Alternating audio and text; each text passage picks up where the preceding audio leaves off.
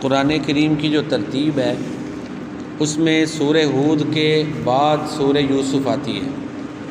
سورہ ہود میں جس طرح کہ کل کے درس قرآن کریم میں گزر چکا کہ اللہ تعالیٰ نے مختلف قوموں کا ذکر کیا ہے اور پھر ان کی نافرمانی کی وجہ سے ان کے برے انجام کا ذکر کیا جو ان پر عذاب آئے، اور ساتھ ہی اللہ تعالیٰ فرماتے ہیں کہ پھر وہ کیوں نہیں انہوں نے ہدایت قبول کی۔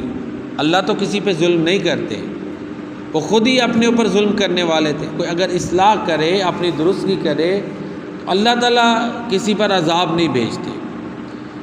اب یہ جب سورہ ہود میں یہ ان قوموں کو جب ذکر کیا جو تباہ ہوئیں، ساتھ ہی اس کا ایک پہلو یہ بھی تھا کہ نبی صلی اللہ علیہ وسلم کے لیے بھی تسلی تھی کہ بھائی لوگوں کا رویہ ایسا ہی ہوتا ہے، آپ اللہ جو ہے نا اللہ کی رضا کے لیے تبلیغ کرتے جائیں، جو صبر کرتا ہے، دین کی تعلیمات پہ جو پکا رہتا ہے، استقامت اختیار کرتا ہے، اس کا اللہ تعالیٰ اجر ضائع نہیں کرتے۔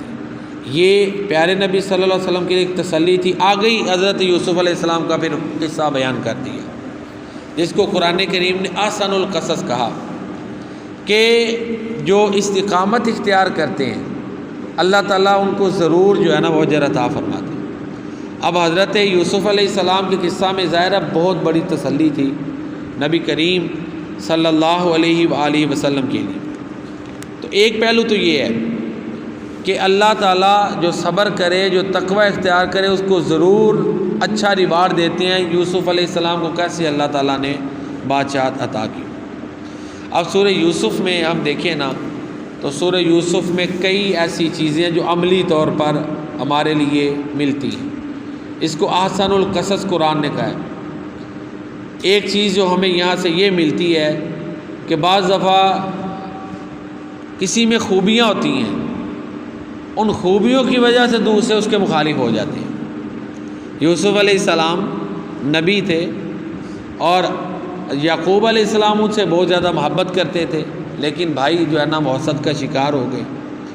تو کہتے ہیں کہ ہمارا باپ جو ہے نا لیوسف واخوہ احب الی ابینا منا ونحن عصبہ، کہ یوسف اور یوسف کا بھائی ہمارے باپ کے ہاں ہمارے مقابلے میں زیادہ قریب ہیں، زیادہ محبوب ہیں۔ حالانکہ ہم ایک طاقتور جتھا ہیں، یعنی لڑائی جھگڑے، گھریلو کام کاج میں، کاروبار میں ہم مدد کرتے ہیں۔ تو یہ یوسف علیہ السلام سے ان کا جو حسد تھا وہ ان کو اس نہج پر لے گیا کہ وہ یوسف علیہ السلام کو قتل کرنے کے درپے ہو گئے۔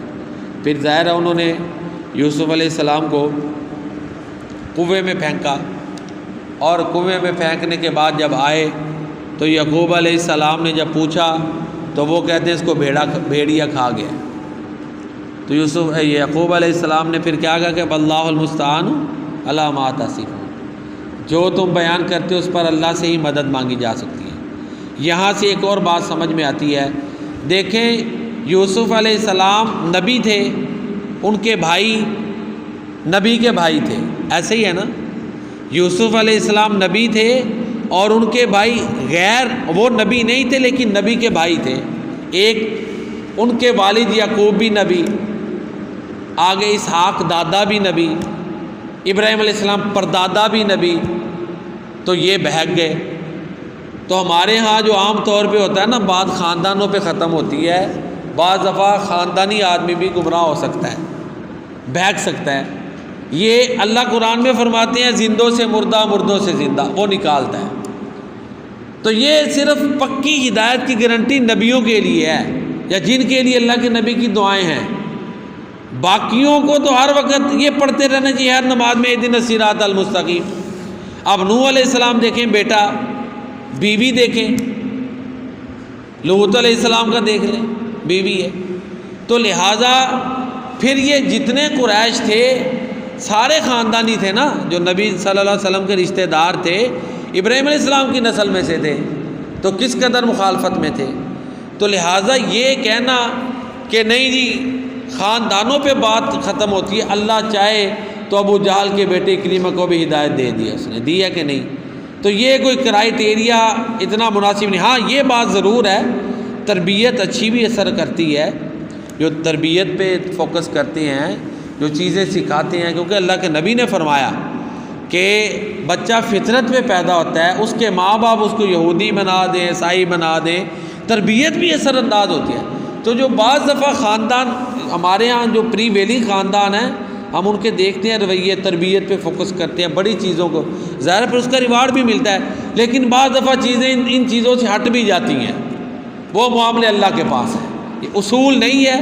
بعض اکثر محنت کارگر ہوتی ہے، بعض دفعہ محنت کارگر نہیں بھی ہوتی، جس طرح میاں محمد بخش نے کہا کہ وہ بڑی محنت سے گندم بوئی جاتی ہے، لیکن بعض دفعہ ایسی بوٹیاں اگاتی ہیں جو کسی کارآمد نہیں ہوتی۔ تو بہرحال یہ ضمناً یہ سبق ملا، اس لیے اللہ سے ہدایت ہی مانگتے رہیں۔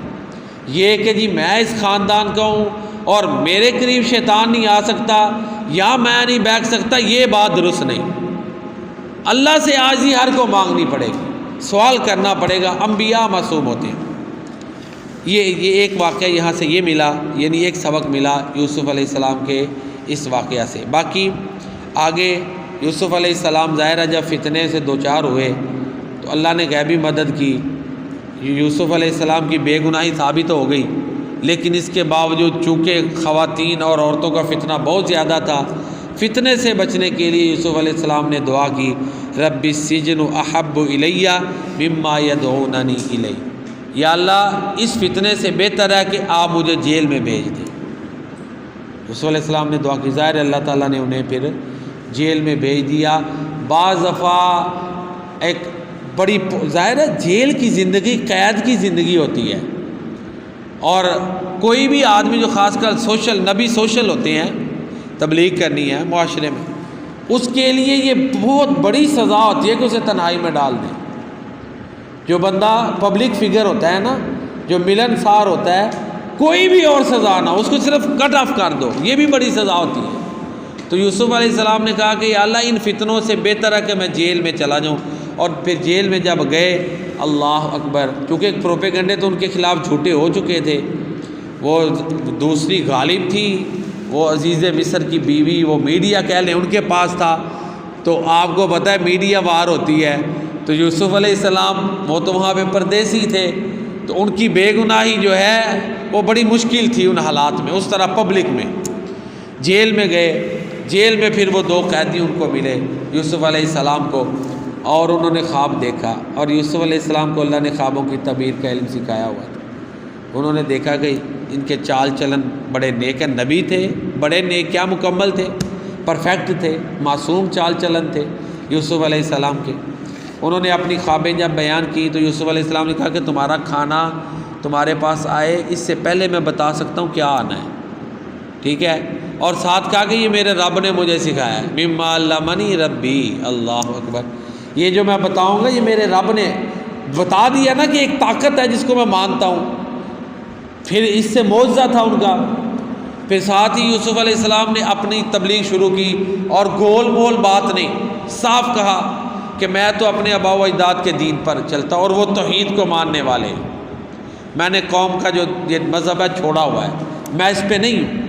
ان کو تبلیغ کی، ساتھ دلائل دیے کہ دیکھو ایک غلام ہے، اس کے کئی آقا ہو، یہ بہتر ہے کہ ایک ہی آقا ہو، ایک بندہ کئی لوگوں کا نوکر ہو، سب کی ڈیمانڈیں تو نہیں پوری ہوتی، ایک کا بہتر ہو، ایک کا نوکر ہو، یہ بہتر ہے۔ یہ سوال ان پہ چھوڑا، ساتھ ہی کہا کہ ایک اللہ ہی بہتر ہے، توحید کی دعوت دی۔ توحید کی دعوت دینے کے بعد پھر یوسف علیہ السلام نے ان کو خواب کی تعبیر بتائی کہ جس نے وہ دیکھا سر پہ روٹیاں ہیں، پرندے کھا رہے ہیں، کہ اس کو پھانسی ہوگی۔ ایک کو دیکھا کہ شراب نچوڑ رہا ہے، اسے کہا کہ تمہیں آزادی مل جائے گی اور تم واقعی اپنے عہدے پہ بحال ہو جاؤ گے، اور اسے ساتھ ہی یوسف علیہ السلام نے کہا کہ جا کے اپنے آقا کے پاس میرا ذکر کرنا۔ اللہ نے اس کو بلا دیا۔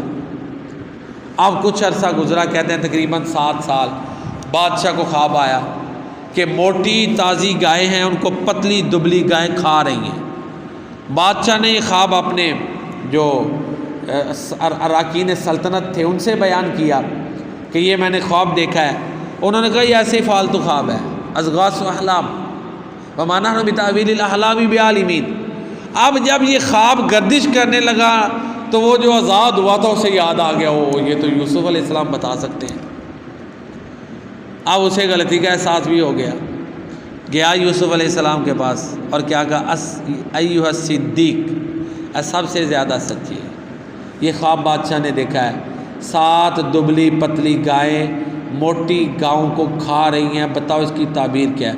اب یوسف علیہ السلام نے اس کو ڈانٹا نہیں کہ تینوں ضرورت پہ یہ تھے آگے ہیں، 7 سال کدھر ہیں، کیونکہ یوسف علیہ السلام نے اسے کہا تھا یہ نبیوں کا صبر دیکھیں۔ اللہ اکبر۔ اس کو تعبیر بتائی کہ تمہارے اوپر 7 سال پہلے بارش برسے گی، اناج غلہ کر لینا، اور اس کو جو ہے نا ان کو سٹوں کے اندر ہی رکھنا، یہ بھی ان کو پریزرو کرنے کے سائنسی طریقہ ہے جو یوسف علیہ السلام نے بتایا۔ باقی 7 سال پھر قحط والے ہوں گے، تم نے وہ ریزرو رکھنا ہے اور وہ کھاتے رہنا ہے۔ جب یوسف علیہ السلام نے تعبیر بیان کی تو اب بادشاہ کو بھی قدر ہو گئی کہ اتنا قیمتی انسان جیل میں ہے۔ اس نے کہا ان کو لے کر آؤ۔ یوسف علیہ السلام نے کہا نہیں، اگر ظاہر ہے وہ بادشاہ کے مرہونے منت آتے، انہوں نے تبلیغ کرنی تھی تو لوگوں نے کہنا تھا لو جی الزام میں گیا تھا انہوں نے آزاد کر دیا ہے، وہ پاور نہیں ہونی تھی صداقت کی۔ چنانچہ یوسف علیہ السلام نے کہا جاؤ جا کے انویسٹیگیٹ کرو، میں بے گناہ ہوں۔ اب اللہ تعالیٰ دلوں کو پھیرنے والے ہیں، وقت گزر گیا، وہ عزیز مصر کی بیوی کا بھی اللہ نے دل پھیر دیا، اس نے صاف کہہ دیا کہ ما علمنا علیہ من سوء، اس میں کوئی خامی نہیں۔ الآن حس الحق انا راودتہ انہ لمن الصادقین، وہ کہتی ہے میں غلط تھی، وہ درست ہے، وہ سچا ہے، اس نے غلطی مان لی۔ اللہ اکبر۔ اب باعزت طریقے سے یوسف علیہ السلام قید سے باہر آ گئے، اور وہ جو جملہ انہوں نے بولا اللہ نے قرآن بنا دیا۔ اگر ہم اس کا اپنے اردو میں ترجمہ کریں نا تو ایک ترجمہ یہ ہے کہ میں نے نمک جو کھایا تھا اس کو حلال رکھا ہے، اپنے آقا سے خیانت نہیں کی، نمک حلال ہی کی۔